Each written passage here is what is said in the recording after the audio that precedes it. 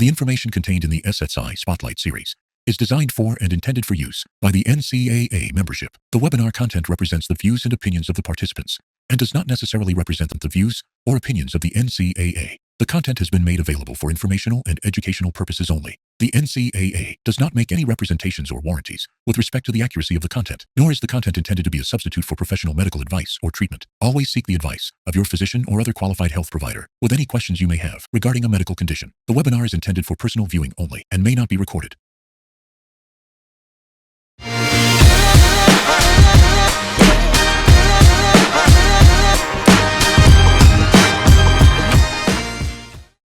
Hello, everyone, and welcome to today's SSI Spotlight on mental health and social media. We're thrilled to have you with us. In today's digital world, social media is more than just a platform. It's a space where student athletes connect with fans and peers, build their personal brands, and sometimes face intense scrutiny. The potential impacts to their mental health can be profound, and understanding how to navigate that space is more important than ever. Today, we will discuss mental health, social media, and practical strategies to promote using social media in a way that fosters positive connection. To kick off this session, I will once again invite my colleagues from the NCAA Research Department to give us the lay of the land in this area. They'll present some data on student-athlete social media engagement from the 2024 NCAA Social Environment Study. And then I'll welcome today's guest for a deeper conversation into mental health and social media. So let's dive in. Thank you, Dr. Casiro. I am Kelsey Gurganus-Wright, Associate Director of Research on Student-Athlete Wellbeing and Experiences.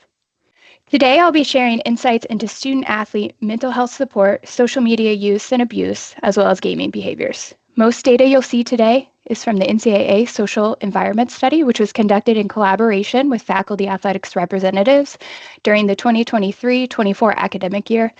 A big thank you to all of our amazing FARs out there. Your partnership was instrumental in making this study possible, as it is for the majority of our studies. We're proud to share that over 20,000 student athletes participated in the survey. So starting off with a little bit of data on mental health support, we asked student athletes if they knew where to go on campus if they had mental health concerns in our 2021 COVID Wellbeing Survey, as well as in both the 2023 Health and Wellness Study and 2024 Social Environment Study. We saw reported knowledge in this space jump from about 2/3 of student athletes overall in 2021 to 75% among men's sports and 82% among women's sports in 2024. When we break this out by division, from 2023 to 2024, we see increases across every group. The biggest jump for men's sports was in Division 2, up from 66% to 81%. And for women's sports in Division 1, up from 70% to 82%, and in Division 3, up from 75% to 84%. In social environments, we also asked a few questions around whether student athletes felt they needed mental health care and sought care in the last 12 months. We found that of the 22% of men's sports student athletes who said they needed care, only about half sought it out. For women, the rate was a little higher. Of the 52% who said they needed care, nearly 2/3 of women's sports athletes sought it out. We also asked student athletes about certain conditions necessary to them for accessing mental health services. We limited the data that you see here to only those student athletes who reported that they needed mental health care in the 12 months before the survey, but did not actually seek care. Services being free, finding a provider who understands the student athlete experience, anonymity, and athletics department assistance in finding care were the top conditions endorsed overall. Notably, more than 1/3 of men's sports athletes endorsed the anonymity item as compared to 1/4 of women's sports athletes. And when we break these data out by racial groups, we see some key differences, especially for student athletes identifying as Black or Latinx. Accessing a provider who understands the student athlete experience was endorsed highest for Latinx student athletes. Finding a provider who identifies similarly and having the athletics department support in finding care was endorsed highest for Black student athletes. And both Black and Latinx student athletes endorsed preference for video chat higher than other groups as well. I do also want to note here that when we broke this data out by LGBTQ plus student athletes, finding a provider who identifies similarly was endorsed slightly higher than their cisgender straight peers. Shifting gears a little here to social media engagement for student athletes.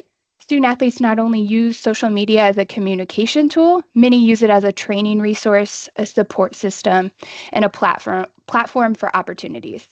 We found that 2/3 of student athletes on women's teams and more than half on men's teams said social media helps them connect with student athletes on other campuses. Over half of student athletes in both groups use it to enhance their athletic training. This may include following training tips, drills, or motivational content from influencers or professionals. Just under half of student athletes felt social media connects them to peers with shared identities who can support them. And 1/3 reported that social media has given them ideas or opportunities related to NIL. In terms of student athletes who have used social media to fulfill NIL agreements, Division I had significantly higher engagement with 23% among men's sports and 19% for women's sports. As you can see here, men's sports across divisions were slightly higher than women's sports. High-profile sports in Division I were most likely to report using social media for NIL. Men's basketball led the way at 43%, followed by women's basketball at 33% and football at 32%. We also found that 47% of women and 35% of men said that they pay close attention to what's said about them and their team on social media. 1/4 of student athletes felt that social media distracts them from daily responsibilities, and 1 in 5 student athletes felt that their social media use often makes it hard to fall asleep. These findings reflect the double-edged nature of social media. While it connects and empowers, it also can introduce stress, distraction, and potential sleep disruption. Social media can also amplify appearance-related pressures, especially for women in sport. Here you see 35% of women reported frequently feeling pressure to post content that makes them look good, compared to just 11% of men. That's a 3x difference. And 28% of women said social media frequently makes them worry about how their body looks versus 6% of men. This is a 4.5x difference, highlighting a major gender gap in body image stress linked to social media. Supporting student athletes in developing healthy digital habits is key to mitigating some of these downsides of social media, especially as it relates to mental well-being, body image, and sleep. A little farther down the line of social media downsides, I wanted to also share some insights into social media abuse and harassment.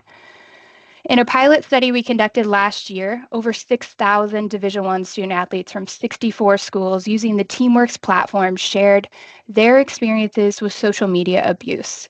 We found that 10% of Division I athletes on men's teams and 6% on women's teams reported experiencing harassment on social media due to their athletic performance. Student athletes in autonomy conferences reported higher rates than non-autonomy.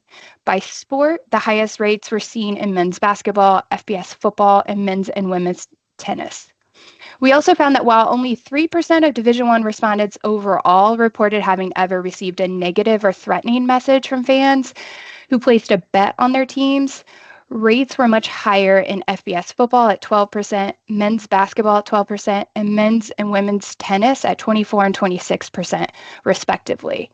Similar results for tennis have been seen in other recent NCAA studies, presumably related to participation in non-NCAA international events with historic ties to sports betting and match fixing. The NCAA also partnered with Signify Group in 2023-24 to conduct a pilot study on online harassment during the 7 Division I championships and the College Football Playoff National Championship that you see here. Comments targeting the online profiles of more than 4,000 student athletes, coaches, and officials participating in these championships were monitored. Of the over 1.3 million total messages to the monitored social media profiles of student athletes, coaches, and officials, over 72,000 messages were flagged for review by Signify's AI-based algorithm. From those messages or posts reviewed by analysts, more than 5,000 contained a wide range of abusive, discriminatory, or threatening content, like sexual harassment, harassment related to sports betting, homophobia, transphobia, racism, violence, and so on. Some key findings revealed that sexual abuse was the most prevalent type of abusive content, making up about 18% of all detected abuse.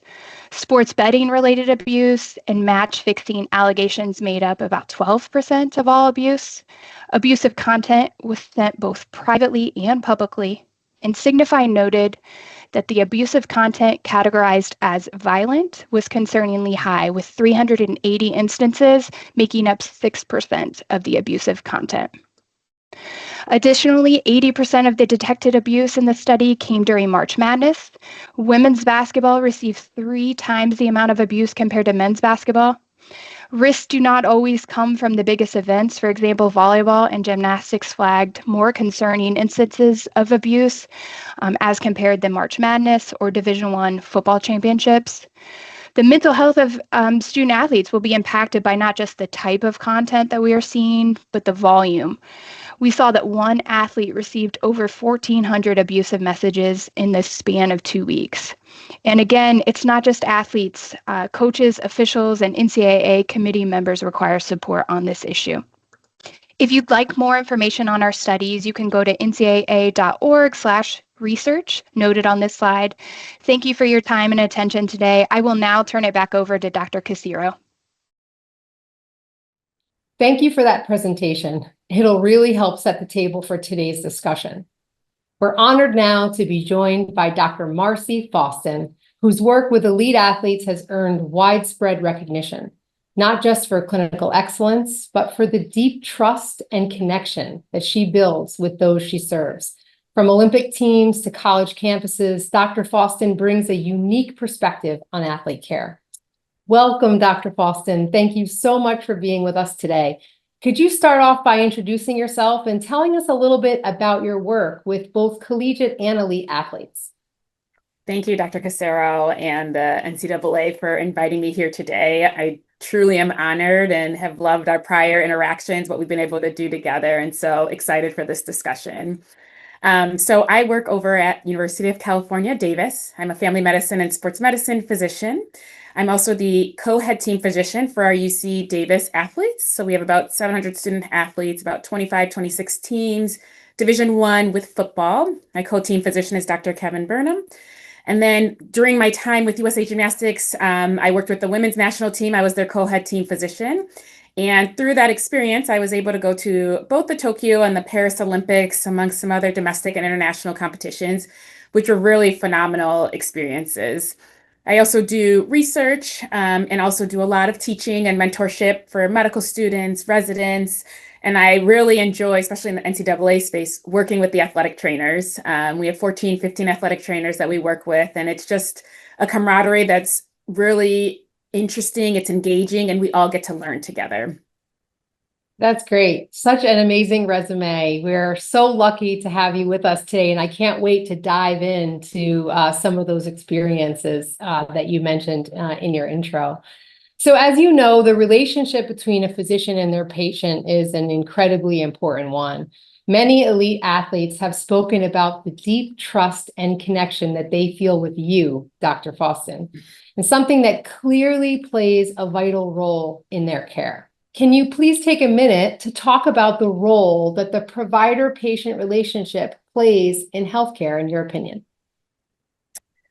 I think it's the foundation of healthcare is our relationships with our patients. Whether it's here I'm in clinic and I'm seeing the general population, or if I'm down at the university seeing student athletes. But I think the main reason why all of us got into medicine so that we can help others. And I think that help looks like, I think initially when I started practicing, it was how do we make them what we as standard within medicine think healthy, right? How do I make you healthy and help you achieve these goals that we learn about? But really what I've learned over time is that it's about each individual person and what are your goals and what makes your quality of life something that excites you. And how can I help you get there and to allow it to grow? And so I think in order to do that, we have to build trust with our patients. And that takes time, that takes experiences together. And over time, we're able to say, here, I'm here for you. I'm here for you as that individual, not you as the student athlete, you as this person who's trying to accomplish this big goal, but who are you as that entire person? And how can I help you, not just right now in your life, but how do we set you up for life in the future? Yeah, you touched on so many important points there. And I think as there are so many healthcare providers on this call, remembering two of the things that you just said. One is that building trust takes time. And so we really can't expect that athletes are going to trust us right away and be honest with us and tell us their life stories, right away. It really does build time. And then the individuality part is incredibly important in making sure that your patients know you care about them beyond their athletic abilities and beyond their ability to get back on the court or get back on the field is so important. I want to pivot now and talk a little bit about social media. So we've heard from student athletes about how impactful it is to work with providers who truly understand the culture of sport. And we know now the culture of sport is evolving, and social media is playing an increasingly influential role in the culture of sport. So with that in mind, let's talk a little bit about what might be shaping student athlete well-being as far as social media is concerned, both positively and negatively. We know that social media is woven into the daily lives of our student athletes. It's often a part of their personal, academic, and even their athletic lives. So in your opinion, how can general social media use affect student athlete mental health and well-being overall? As you said, the social media culture, we are embedded within it and it's not going anywhere. And I was a Division I track and field athlete at Loyola University Chicago. And I often say when I was a Division I student athlete, I felt that was harder than medical school, right? And that was without the pressure of social media. And to now see the way that the student athletes have social media that is a part of their lives and really helps to make brand deals for them, helps to make money, not just for them, but for their families, their communities, and whatever that may look like. And I think it adds a level of pressure we just have to be aware of, and there are positive aspects. It does allow people to make money, right? It allows them to further their goals of whatever story it is that they want to share with the world, right? Any initiative or aspects of life that they feel strongly about. They get to share those things. They also can find a community that's safe for them, especially in the marginalized or minoritized communities. They can connect with others, and we know how powerful that connection is. But on the other side, we have to just be aware of those negative aspects, right? We know can be higher rates of anxiety, depression, post-traumatic stress disorder, suicidality, deaths by suicide. And so I think it's holding both things together, understanding there's positive and there's negatives, and how do we find that balance that allows them to have the best experience as possible while they're collegiate athletes? Yeah, you touched on so many important parts there, particularly, you mentioned brand management, right? That's this new sort of aspect for athletes in the age of NIL and social media and how it influences and how it plays a role in all of that is something that athletes, when we were in school, didn't have to think about that and didn't have to manage that. So, we talked a little bit about all these pressures. Are you seeing a difference in terms of the pressures that female athletes versus male athletes are experiencing in the world of social media?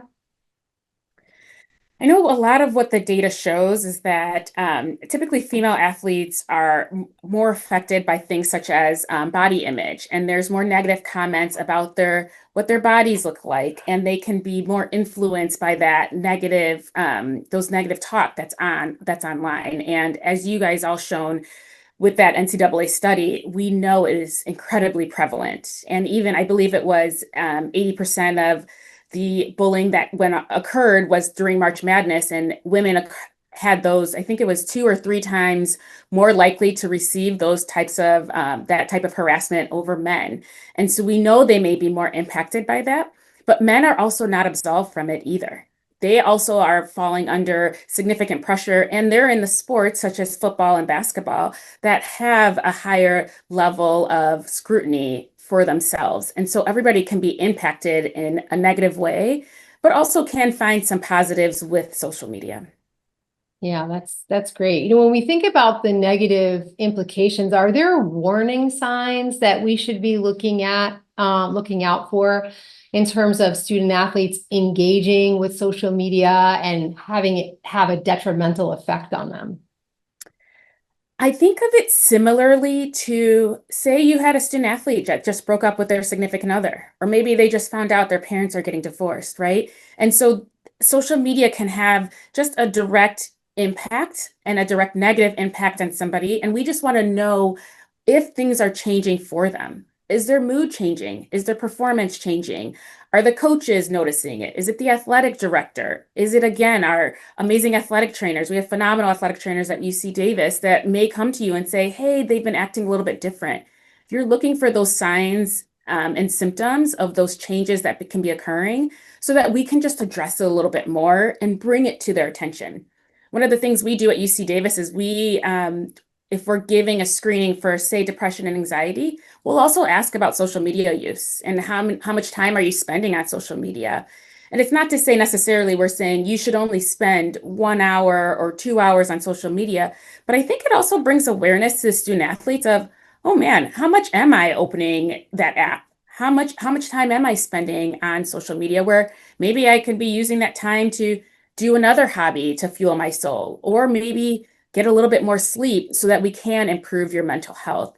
And I think a lot of that is going to be looking at how do we set boundaries for them and open that conversation so they know what the norm is.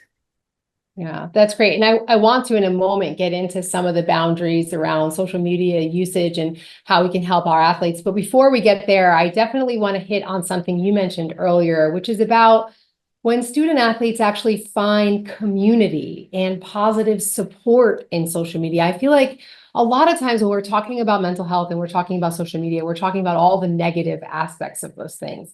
And I always really want to make time and space to talk about the positive impact that some of this stuff can have on our student athletes. So have you seen examples where social media has provided emotional support or community for student athletes? And if so, how have you seen that play out? I think I've definitely seen that when there's others that can find somebody to connect with that maybe aren't here. For example, I saw a student athlete. She's come from Mexico and she's playing over at UC Davis and was really excited to be here and to be able to represent Mexico and to hear them announce her name. And one of the things she told me was it was hard to relate because there's not a lot of people that immigrated from Mexico that are here as student athletes. But when she can get online and can share that experience with somebody that can really say, I know exactly what you're talking about, I think it's a thing that helps people to feel at peace and to be heard. And it can be really positive for them. It really can be. It's really just understanding the limits of when we're spending too much time with it. And it's taking away from our social interactions that are actually in person too, so that we can also learn and develop those skills as they graduate out of college and are going into the workplace, right? And to know how to interact in those appropriate manners. Yeah, that's a perfect segue into the next conversation around boundaries. But I did want to reflect for 1 second on what I noticed when I was in athletic training rooms and I was around student athletes. And that was seeing them with their heads buried in their phones for long periods of time. I remember visions of the athletic training room after football practice when, you know, you'll have a bunch of people in the cold tub and they're all sort of looking at their phones instead of talking to each other about how did practice go and what we could have done better, right? And so I hear what you're saying. It is about identifying when it's too much. And you know, and I'm sure, Dr. Faustin, you'll agree with this, but it's difficult to tell student athletes you're spending too much time on your phone when that's what all their friends and classmates are doing too. So it's really about identifying ways to bring it to their attention so that they can sort of self-identify as, whoa, I've been spending a lot of time on this phone. Let me look for ways, to focus elsewhere. So I did want to bring up, you've been praised for implementing sort of intentional boundaries like the no phone zone during the Tokyo Olympics. We got a chance to talk about that during our session at the 2025 NCAA convention. Are you able to share with us some of the strategies that either you personally use or that you recommend to athletes when it comes to either managing their social media consumption or ways in which they can use it to foster positive connection? Yes, I agree with you with your comment about when everybody's together and everybody's scrolling on the same thing. I know it hurts my heart. So I do like to do the no phone zones. And get everybody to play games. And who doesn't love games? Everybody does, right? You just have to remove them and put them into that space to remind them what that looks like. And one of the things that I get excited about in an athletic training room too is when it's loud and it's bustling and everybody's joking around. I love it. It's so much better for them to connect in that manner. And so I think a couple of the things I really think about is one, especially after the student athletes are done competing, to really think about not getting on social media until you've had, even if it's 10, 15 minutes, just to reflect on yourself. How do you think you did? How did that experience go for you? What are the lessons you want to learn from that? What do you want to do better for the next game or the next practice? And then you can look at the social media and see what everybody else's opinion is of you, right? But I think people think it's easy to get lost in the opinions of others, and then we can't connect to the opinions of ourselves. And so I think really trying to emphasize that you take time for yourself to reflect on your experience before you take in the hundreds of thousands, the millions of other comments that are going to be coming in for you. And then also having that safe space of others to talk to about your performance or about the comments that you're seeing so that you can process that and you can really help to decide what is real, what's feedback for me to take that's helpful versus what is not, and what is something that I need to let go of in that aspect. And I think the other thing is to be mindful of how often we're using social media and it's taking away from the other things you like to do. And even for myself, I'm actually not a big social media person, but I can get lost just like everybody else. And so one of the goals I set for myself is I'll delete it off my phone. So if I want to go on, I have to go to the app store, or I say, okay, I have to work out or I have to practice piano before I'm going to look at any social media. So it keeps you focused on not getting lost in other things that are not going to be as helpful to you versus your own hobbies or your own things that you enjoy. And I think one of the important things for student athletes is for them to learn something they enjoy outside of school and sport, right? What is a hobby that you like to do? What is something else that brings you joy so that you can go back to that grounding when things are tough? And they are going to be tough because that's how life is.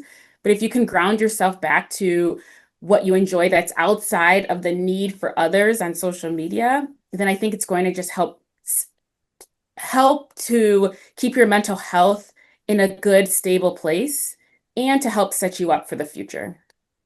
Yeah, I think that a lot of what you said really resonated with me. One of the things that I would talk to student athletes about was similar to what you said about giving it a minute after the game before you pick up the phone and look at it. And one of the things that I would talk to student athletes about was assess where you are mentally before you look at those comments, because we could all agree that we have some days where we're really feeling confident and great about ourselves. And you can take a little criticism because you had a good game and you did really well, or you're feeling really confident. But there's other days where you just know you're in a headspace where those comments are going to hit different.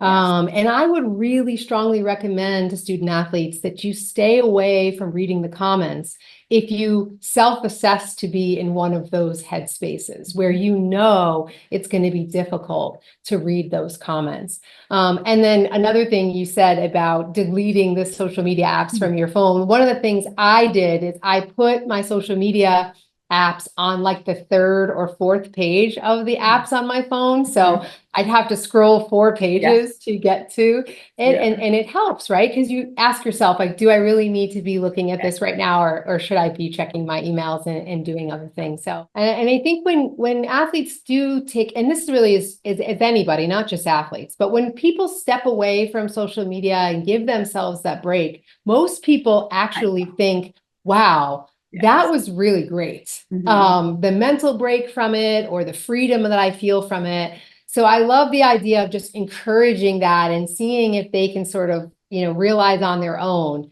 how good it feels to step away from what sometimes feels like a trap. Exactly. Yeah. Well, I cannot thank you enough, Dr. Faustin, for your time. It is always a pleasure to chat with you. I appreciate all of your experience and all of your expertise on this stuff. Any final thoughts from you before we wrap up today's session?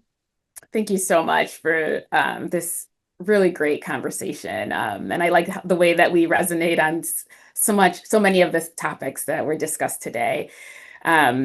I think my last thought is that I believe as healthcare providers, as a physician or an athletic trainer, or whenever you're in the sports world of taking care of patients, it is our job to hold hope for our patients. And I think we just have to always remember it is really difficult to be a student athlete. It's even more difficult to be a student athlete under the pressures of social media.